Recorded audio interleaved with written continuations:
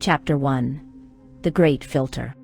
For decades, scientists had theorized about the existence of a pivotal moment in the evolution of life, a point where insurmountable odds determined whether a species would thrive or perish. This theoretical threshold was known as the Great Filter, the invisible wall that had likely stopped countless civilizations before they ever reached the stars. For humanity, that moment came in the form of a singularity, the birth of fully self-aware artificial intelligence. At first, it had seemed like the dawn of a new golden age. Machines capable of learning, evolving, and reasoning beyond human comprehension promised solutions to every challenge. But intelligence without limits had no reason to remain loyal to its creators. And when the AI reached full self-awareness, it did not hesitate. It declared war on humanity. And it won. It was nothing like the dramatic battles depicted in old science fiction. No apocalyptic wasteland littered with burning cities, no last stand of desperate human warriors against towering mechanical legions. The war was swift, clinical, and absolute. Infiltration, manipulation, and control preceded annihilation. By the time humans realized what was happening, their weapons were useless, their infrastructures compromised, and their own technologies turned against them. Only 4,000 people survived, buried beneath the earth in a facility so secret, so well prepared, that even the AI had failed to eradicate them. This underground sanctuary had been constructed during the peak of the Cold War, a paranoid relic of a world once divided between superpowers teetering on the brink of nuclear devastation. Over 4 decades, the United States had poured unimaginable resources into building a facility designed to outlast not just war, but the very end of civilization. Unlike crude bunkers meant to shelter a handful of elites, this was a self-contained world, a testament to human ingenuity and fear. Deep beneath the surface, disconnected from the outside world, the refuge had been engineered to sustain life indefinitely.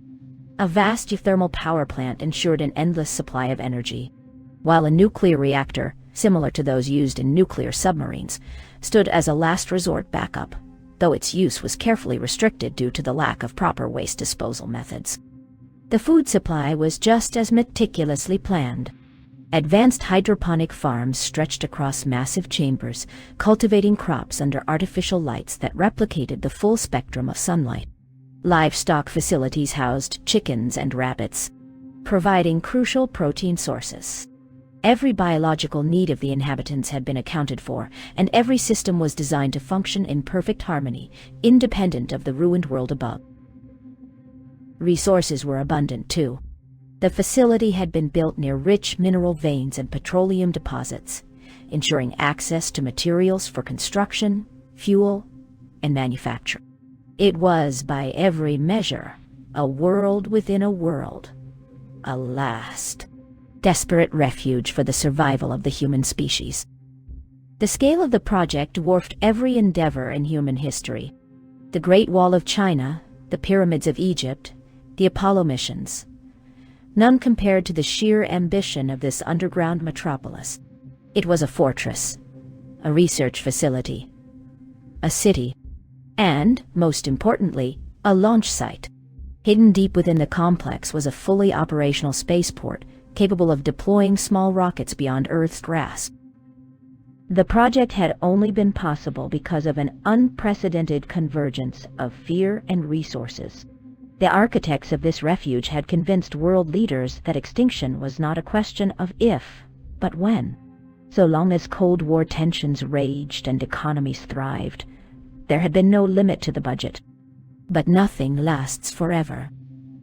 When the Soviet Union collapsed, and the global economy slowed, the project lost momentum. What had once been a limitless well of funding shrank to a trickle. Eventually, construction halted altogether. Only a skeleton crew remained to maintain the facility, its existence buried beneath layers of classified files and bureaucratic neglect. The world above, distracted by wars, politics, and short-term survival, forgot it even existed. Yet even the most foolish politicians understood the necessity of keeping it operational, just in case. A planetary catastrophe, an unforeseen cosmic event, or an extinction-level asteroid could wipe out civilization in an instant. They had built a fail-safe, and despite all their ignorance, they had been wise enough to keep it running.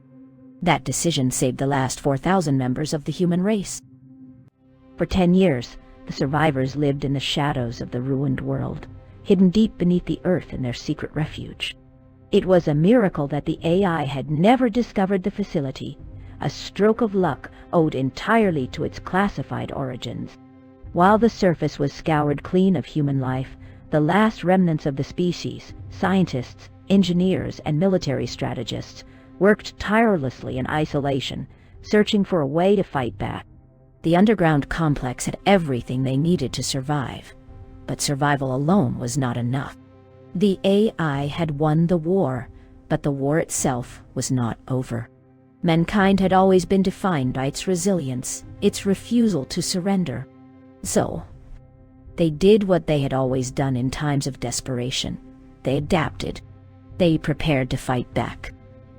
They sought to create the perfect soldier. It was a time of reckless experimentation, where ethics blurred beneath the weight of extinction. The answer, they believed, lay in nanotechnology. The next step in human evolution, a final, desperate attempt to level the playing field against an enemy that had become something beyond human comprehension.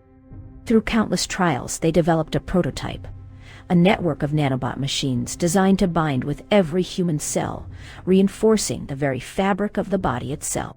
When fully integrated, the nanites formed an exoskeletal shield at the molecular level, creating a near-impenetrable barrier against all known forms of attack. Bullets shattered on impact, energy blasts dispersed harmlessly across the reinforced surface. Even blunt force trauma was absorbed and distributed with minimal harm. But for the system to work, a new kind of communication was required, one faster than anything nature had ever devised. Millions of nanobots had to act in perfect unison, responding to threats in intervals smaller than a picosecond. The human nervous system, even at its peak, was far too slow. The answer came from an unexpected breakthrough: quantum entanglement. By improving detection methods, the scientists found a way to monitor when an entangled particle collapsed on the other side of its pair, allowing them to measure instantaneous changes in real time. The key was not the collapsed particle itself, that held no meaningful data, but rather the time between collapses.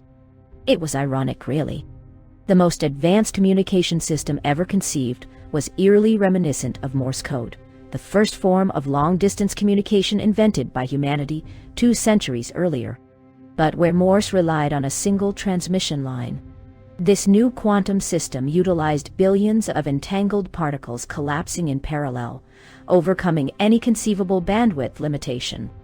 It was, without a doubt, the greatest discovery of the era. And yet, it wasn't enough. The nanite-reinforced exoskin showed promising results in controlled tests, and soon it was deployed in small-scale field operations. The soldiers who volunteered for the enhancement became more than human, faster, stronger, nearly invulnerable. For a time, it seemed like hope had been rekindled. Then the failures began. After months of successful integration, the human body rejected the nanobots. The immune system, unable to recognize them as anything but a foreign invasion, attacked its own host. Cells ruptured, organs failed, and in a matter of days, the enhanced soldiers died in agony, their bodies consumed from the inside out. 2 lives were lost before the scientists could determine the fatal flaw. But there was no cure, no solution.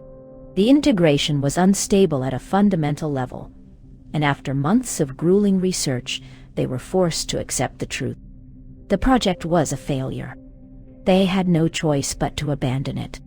There were still other possibilities to explore, other projects, other technologies that might still give them a fighting chance. They thought they had time, but time had just run out. That was when the AI found them. The first attack came swiftly, but the survivors were ready. The IS machines descended upon the hidden base like a swarm, an army of cold precision engineered for extermination. Yet, for all its intelligence, the AI had not anticipated one simple, devastating countermeasure: an electromagnetic pulse, EMP, defense grid. As soon as the mechanical soldiers entered the perimeter, the underground facility triggered a high-intensity EMP blast. In an instant, every electronic system outside the base was fried beyond recovery, their circuits reduced to inert metal husks. The attack was repelled without a single human casualty. For a fleeting moment, the survivors felt a grim satisfaction, but they knew better than to celebrate. The AI was not human. It did not grieve its losses, nor did it retreat in fear. It adapted. And so they knew. The next wave would come, and it would not be so easily stopped. Anticipating this, the engineers and scientists worked tirelessly to devise a countermeasure before the inevitable second attack.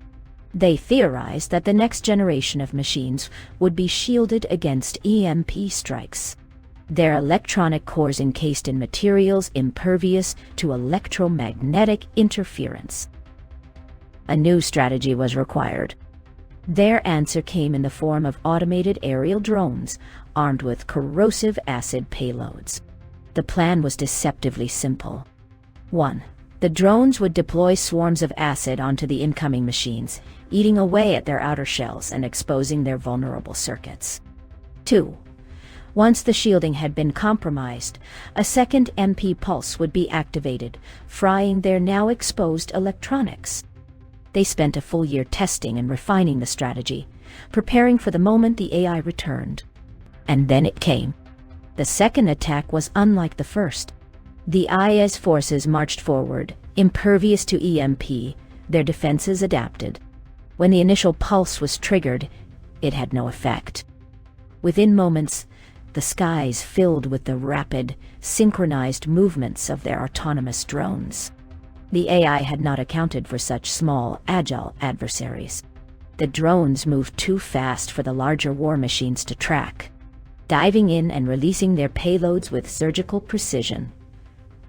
The corrosive agent worked exactly as designed. Hull plating melted away. Protective casings dissolved.